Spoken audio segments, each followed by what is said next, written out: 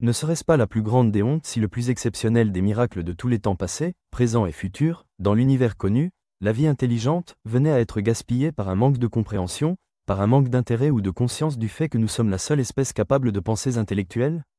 Et si nous étions conscients que le privilège et la responsabilité d'étendre la vie intelligente à travers l'univers reposaient sur les épaules de l'humanité?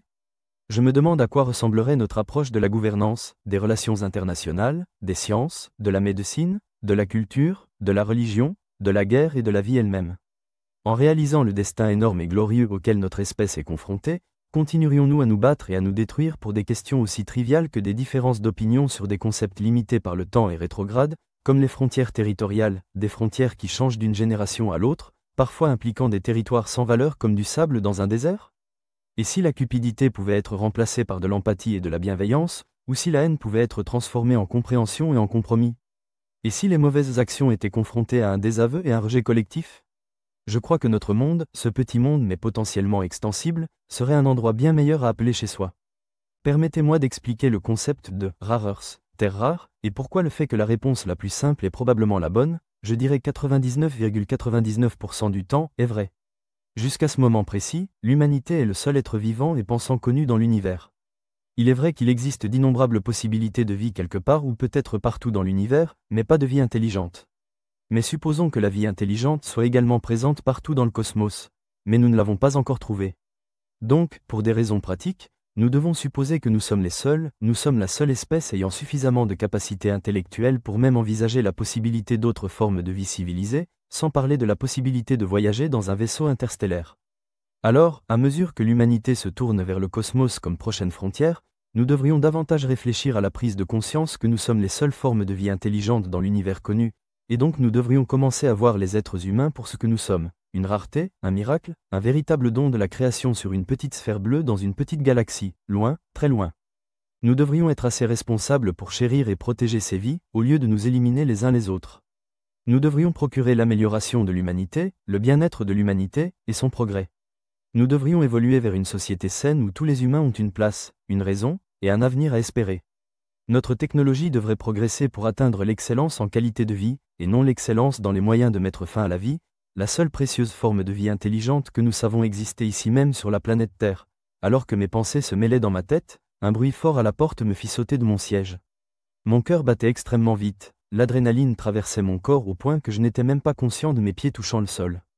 Je me précipitais hors de la fenêtre. Je savais que mes études scientifiques et mes découvertes étaient illégales, la loi martiale que notre gouvernement avait imposée sur les idées libérales, comme la paix et la liberté.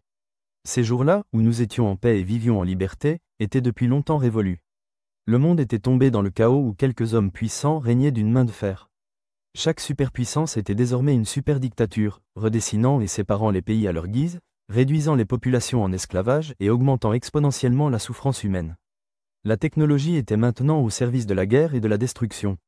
La nourriture était extrêmement difficile à trouver. Le rationnement avait toujours été un moyen de contrôler les populations dans certains pays aux structures mauvaises, mais désormais c'était l'outil de contrôle par excellence. Il n'y avait plus de place pour des rêves d'un monde meilleur, seulement pour la survie. Je me précipitais le long du côté du bâtiment, avançant rapidement mais prudemment. Chaque bruit me semblait être une alarme dans mes oreilles, chaque coin semblait être le dernier que je tournerais. C'est alors que je les vis, des groupes de soldats cherchant dans les environs, leurs lampes de poche fendant la nuit sombre. Je tournais, courant plus vite, trouvant refuge dans les ombres de la forêt dense juste au-delà du camp. Les renégats, les quelques-uns d'entre nous qui croyaient encore à la mission, étaient dispersés dans les montagnes. Si j'étais pris, tout espoir serait perdu. Mais je n'avais pas le temps de réfléchir, je devais continuer à bouger. Juste au moment où je commençais à douter de ma capacité à continuer, j'entendis des pas derrière moi. Ils étaient légers, mais déterminés, quelqu'un me suivait. Mon cœur s'accéléra, mais je forçais mon esprit à rester calme. Je ne pouvais pas me permettre de faire du bruit. Les broussailles autour de moi se mirent à bruire, et puis, elle était là. Une femme, son visage partiellement caché par une capuche, s'avança d'un geste rapide mais silencieux. Elle saisit mon bras et chuchota avec urgence, « Viens avec moi. » Maintenant, je la suivis, sans poser de questions. Ce n'est qu'une fois arrivé dans un petit coin caché de la forêt, en sécurité pour l'instant, que je trouvai enfin la force de parler. « Comment m'as-tu trouvé? Qui es-tu » Elle soupira, me regardant comme si elle réfléchissait à savoir si elle devait ou non révéler la vérité. Finalement, elle parla. « Je te traquais, dit-elle, sa voix basse mais ferme. Je surveillais le groupe depuis un moment. Les écrits que tu as publiés ont atteint des gens, et je crois en ce que tu fais. Mais on n'a pas beaucoup de temps. Je plissais les yeux, cherchant à évaluer sa sincérité. Tu fais partie du gouvernement, non? Une espionne? Son regard s'adoucit et elle secoua lentement la tête. Je l'étais, je suis une informatrice pour eux, mais je ne peux plus faire ça. J'ai vu ce qu'ils font. La vérité que tu écris, c'est la seule chose qui peut nous sauver. Et je suis prête à risquer ma vie pour m'assurer que ton message soit entendu. Je clignai des yeux, incrédule. La gravité de ces paroles s'imposa. Était-ce un piège? Ou avais-je vraiment trouvé une alliée en un lieu aussi improbable? Comment savoir si je peux te faire confiance?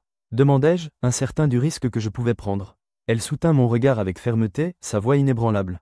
Parce que j'ai lu tes écrits, et je comprends ce que tu essaies de faire. Tu ne te battes pas seulement pour la liberté, tu te battes pour la survie de l'humanité.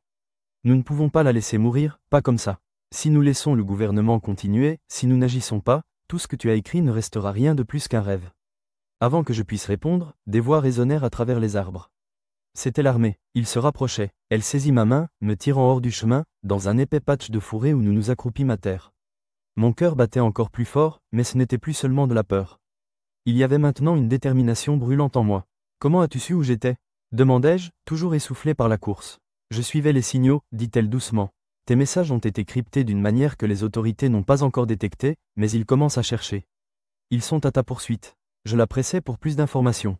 Mais pourquoi es-tu vraiment là? Pourquoi m'aides-tu? Elle s'arrêta, fixant l'horizon alors que les voix se faisaient plus fortes. Enfin, elle chuchota, parce que je crois en ce que tu as écrit. Ce pourquoi tu te battes. J'ai vécu dans ce mensonge, dans ce cauchemar où le pouvoir contrôle tout, mais j'ai vu la vérité dans ton travail. Le monde n'a pas à être comme ça. Et peut-être, juste peut-être, que nous pouvons faire quelque chose. Nous restâmes là dans le silence, les cœurs battants, attendant que le groupe de soldats passe. Lorsque les derniers bruits des militaires se dissipèrent, nous savions que le moment de l'évasion était arrivé. Je me tournai vers elle, une détermination nouvelle dans les yeux. Que faire maintenant? Nous devons faire parvenir ton message à ceux qui sont encore là-bas, dit-elle, les yeux brûlants d'une intensité que je n'avais jamais vue auparavant. Il existe un réseau souterrain, une résistance. Nous ne pouvons pas le faire seuls.